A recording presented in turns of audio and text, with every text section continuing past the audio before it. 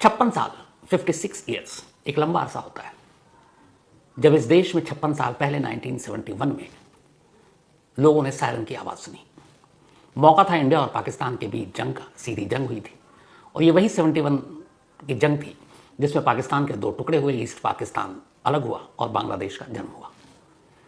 इस जंग के दौरान देश के अलग अलग शहरों में अमूमन सायरन बजा करता था और तब लोगों को इस सायरन का मतलब समझ में आया था। 71 के बाद आज हम 2025 में हैं और कल यानी 7 मई को होम मिनिस्ट्री की तरफ से जारी एक आदेश के तहत हमारे देश के 25 स्टेट, 25 राज्य और बाकी यूनियन टेरिटरी यानी केंद्र शासित प्रदेश में यही सायरन की आवाज़ सुनाई देगी। 254 डिस्ट्रिक्ट, शहर, गांव, ज़िले, हर जगह। और इस सायरन की आवाज़ के ज़रिए लोगों को, 140 करोड़ हिंदुस्तानियों को उनकी हिफाजत के मंत्र बताए जाएंगे। बताया जाएगा कि इस सायरन का मतलब क्या है, इसके बजने का मतलब क्या है और जब ये सायरन बजे तो आपको क्या करना है, कैसे करना है। कल क्या होगा इसकी पूरी कहानी आपको सुनाऊं उससे पहले पिछले 2-3 सालों में आप सभी ने टीवी के जरिए, सोशल मीडिया के जरिए इजराइल और यूक्रेन में जो जंग हुई, ये हमले हुए, उसकी आपने तस्वीरें देखी होंगी और उसी तस्वीर के दौरान आपने सायरन की आवाज़ सुनी होगी। जब जब कोई हवाई हमला होता तो पूरे यूक्रेन के आसमानों में सायरन की आवाज़ गूंजती। जब ईरान ने इजराइल के ऊपर रॉकेट दागे एक साथ कई 100, तब भी सायरन की आवाज़ इजराइल के अलग अलग जगहों से सुनाई दी। लेकिन इन सायरन की आवाज़ के साथ कुछ दहला देने वाली तस्वीरें आई थी। वो जंग और हमले की तस्वीर थी। लेकिन कल जो 7 मई को देश में होने जा रहा है, वहाँ ऐसी कोई सूरत नहीं है।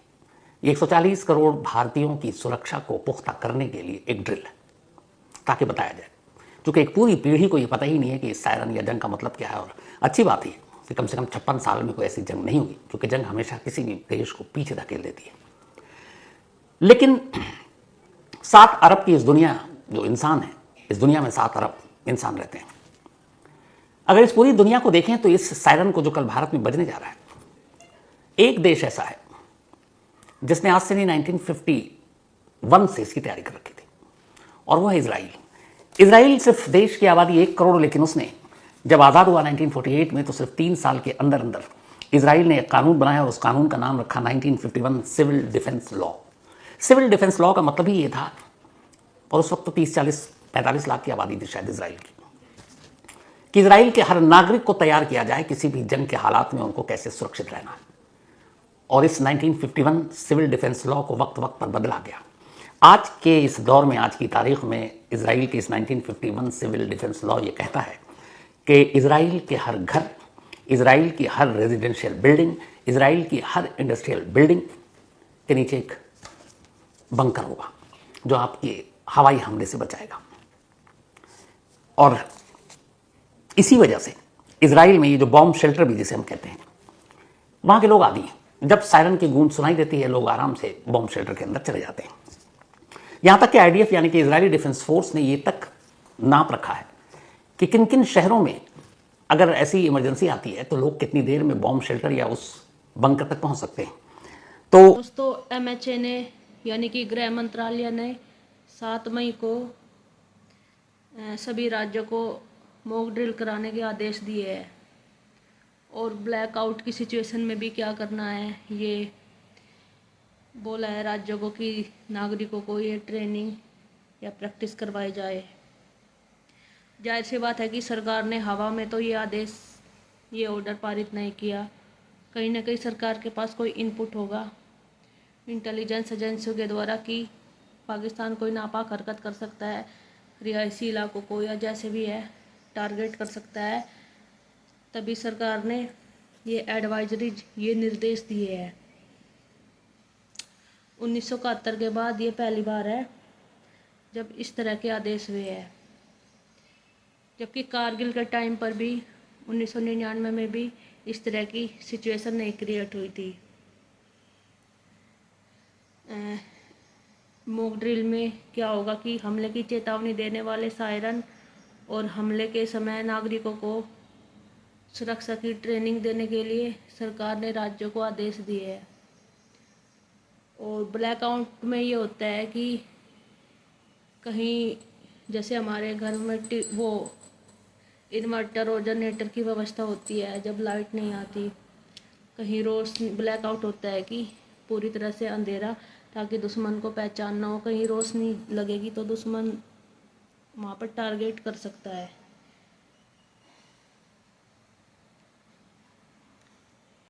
अब भारत 7 मई को करने जा रहा है। इस ड्रिल को करने के लिए खासतौर पर बहुत सारी चीज़ें होंगी, लेकिन 5 ऐसी चीज़ें हैं जो हर देशवासी को कर इसको एक तो घबराने और डरने की ज़रूरत नहीं है, ये हम सबकी हिफाजत के लिए है। तो इसलिए इस ड्रिल के दौरान जो भी बताया जाए, जो भी कहा जाए, जो भी सिखाया जाए, पढ़ाया जाए, उसको गौर से सीखना और समझना चाहिए, क्योंकि हम सबके ही काम के लिए है। कायदे से 5 खास चीज़ें हैं, 5 अहम बातें हैं इस मॉक ड्रिल की जो कल होने जा रही हैं। पहली, जंग के दौरान किसी भी हवाई हमले की जब उम्मीद होगी, आशंका होगी कि अब हवाई हमला होने जा रहा है, तो एक सायरन बजाया जाए। इस सायरन के बजने का मतलब है कि दुश्मन हवाई हमला करने वाला है। तो जब भी सायरन की आवाज़ सुनाई दे ऐसे जंगी हालात में, तो समझ लीजिए कि सरकार को ये पता है, क्योंकि पता चल जाता है अगर दुश्मन देश का प्लेन कहीं से उड़ा तो आपके रडार से तो बचता नहीं है, तो उन्हें ये भी पता है कि कौन कौन से इलाके निशाने पर हो सकते हैं। तो सायरन बजाकर लोगों को ये बताया जाता है कि हवाई हमला होने वाला, अपने आप को सुरक्षित कर लो। तो इसीलिए जब भी सायरन की आवाज़ सुनाई दे तो पहली चीज़ बेसिक ये है कि हवाई हमला होने वाला, क्योंकि सायरन का मतलब अब पैदल आर्मी तो घुसेगी नहीं, इतनी दूरी भी बहुत है। अब जैसे अगर सरहद LOC को ले लें, LOC से दिल्ली या बाकी जगह जाने में बहुत वक्त लगता है, तो उस रास्ते से तो कुछ होगा नहीं। तो जब भी सायरन बजे इसका मतलब सबसे ज़्यादा खतरा हवाई हमले का। तो हवाई हमले के लिए जब भी एक सिग्नल है सायरन, तो जब भी ऐसा हो तो उसमें ज़रूरी है कि इस आवाज़ को सुनते ही खुद को बचाना। अब हवाई हमले में खुद को कोई कैसे बचा सकता है? तो एक तो खुले में ना रहे, खुले में जाए नहीं, और दूसरा कोशिश करें आसपास में अगर आपके बेसमेंट है, तहखाना है, कुछ खाई है, बंकर है, अंडरग्राउंड कुछ बहुत सारी चीज़ें होती हैं, जैसे मेट्रो स्टेशन है, अंडरग्राउंड ब्रिज है, ऐसी जगहों पर अपने आप को छुपाना। और ये सारी चीज़ें नहीं है तो फिर घर के सबसे निचले हिस्से में खुद को बचाना। तो पहली चीज़ है सायरन बजना, और उस सायरन का मतलब है हवाई हमले से खुद को बचाना, जो मॉक ड्रिल के दौरान हर एक को बताया जाएगा। दूसरी चीज़ जो है, हमले के वक्त नागरिकों को खुद की सुरक्षा की ट्रेनिंग देना। मतलब अगर हमला होता है तो एक आम आदमी कैसे खुद को बचाएगा। जब सायरन बज जाए तो इसका मतलब है, समझ लीजिए खतरा सर पर है। जब खतरा सर पर है तो खुद को कैसे बचाएं। तो मॉक ड्रिल के जरिए इन चीज़ों की कल ट्रेनिंग दी जाएगी, खुद क्या करना है, कहाँ छुपना है, कैसे छुपना है, दूसरों की मदद कैसे करनी है, इमरजेंसी के हालात में क्या करना है। तो ये सारी चीज़ें जो दूसरी है कि खुद की सुरक्षा की ट्रेनिंग। तीसरी चीज़ जो है इस मॉक ड्रिल का एक अहम हिस्सा है, वो ये है कि बत्ती गुल करके ब्लैकआउट करना, जो मैंने अभी बताया। इस मॉक ड्रिल के दौरान ये भी पूरे 244 डिस्ट्रिक्ट, 25 स्टेट, यूनियन टेरिटरी, देश भर के 140 करोड़ हिंदुस्तानियों को ये जो ब्रीफिंग है वो ये है कि जब जब कहा जाए कि ब्लैकआउट है, जैसे अभी फिरोजपुर में थोड़ी देर पहले कल भी हुआ, आज भी वहाँ पे आधे घंटे के लिए ब्लैकआउट है। ब्लैकआउट की ट्रेनिंग चल रही है अलग अलग जगहों पर। अब फिरोजपुर एक बहुत इंपॉर्टेंट है हमारे एयरफोर्स के हिसाब से भी। तो जब ब्लैकआउट की बात हो, मैंने कहा शुरू में कि एक शहर की जगमगाती रोशनी दुश्मनों को दावत देती है और काम आसान कर देती है। लेकिन अगर कहा जाए कि ब्लैकआउट, तो चलिए स्विच तो सरकारी जो मशीनरी है, जो बिजली सप्लाई करती हैं कंपनियां, उनके पास हैं, वो तो एक मोहल्ला या एक शहर की बत्तियां गुल कर देंगे। लेकिन इससे सब काम नहीं होता है। आज के इस दौर में शायद ही कोई ऐसा घर हो जाए इन्वर्टर ना हो। अब पता चला कि बिजली तो गुल हो गई है दुश्मन को चकमा देने के लिए, लेकिन कुछ भाई साहब अपना इन्वर्टर से पूरे घर को ही रोशन किए हुए हैं। उसके बाद टीवी भी चल रहा है, म्यूज़िक भी चल रहा है, और घर को रोशन करके वो रोशनी दुश्मनों को दिखा रहे हैं। तो ये किसका पार्ट है कि अगर ब्लैकआउट तो मतलब ब्लैकआउट। हाँ, घर के ऐसे बंद जगहों पर जहाँ कोई विंडो नहीं है, दरवाज़ा नहीं, जहाँ से आपके घर की एक कैंडल की या एक छोटे से बल्ब की रोशनी उस घर को चीर कर बाहर नहीं जा रही है, वहाँ तक ठीक है। लेकिन रोशनी को चीख कर बाहर की तरफ मत दिखाइए। तो ब्लैकआउट मतलब ब्लैकआउट, यहाँ इन्वर्टर और बाकी चीज़ों का कोई मतलब नहीं होता है। तो इसकी भी ट्रेनिंग की ब्लैकआउट में करना क्या है। जो चौथी चीज़ है वो ये है कि महत्वपूर्ण जितने भी इंपॉर्टेंट हमारे कारखाने हैं, ठिकाने हैं, उनको इस हमलों से कैसे सुरक्षित रखना है। हर दुश्मन देश जब जंग के हालात में हमला करता है, आपने भी देखा होगा यूक्रेन और जो फिलिस्तीन और इजराइल के बीच है, उनके निशाने पर क्या होते हैं? ऑर्डिनेंस फैक्ट्री जहाँ हथियार बनते हैं, एयरपोर्ट, रनवे जहाँ से लड़ाकू प्लेन उड़ सकते हैं। इसके अलावा आर्थिक तौर पर कमज़ोर करने के लिए बड़े बड़े कल कारखाने, जिनसे लगता है कि उड़ाकर वो बहुत बड़ा नुकसान कर देंगे। हाईवे, ब्रिज, पुल, रेलवे, ऐसी चीज़ों को निशाना बनाया जाता है, क्योंकि जंग कई मोर्चे पे एक साथ लड़ी जाती है। एक तो ताकत और ये सब कुछ हो गया, एक इकोनॉमी, आर्थिक तौर पर भी बर्बाद करने के लिए।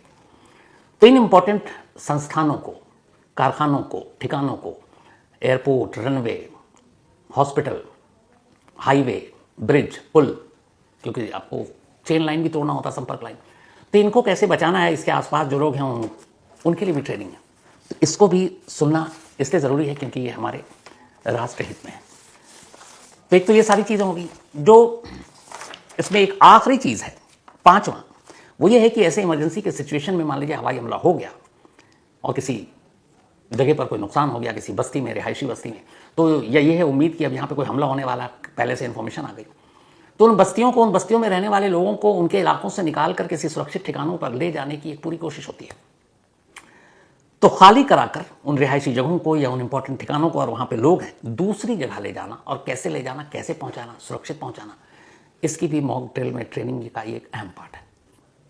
तो ये 5 इंपॉर्टेंट पार्ट है जिसका हर एक को पालन करना चाहिए, अपने लोगों की, अपने पड़ोसियों की। अब इस तरह से एक चेन बनेगा तो पूरे देश की भलाई के लिए। तो कल है ये मॉक ड्रिल, पूरे देश में होना है।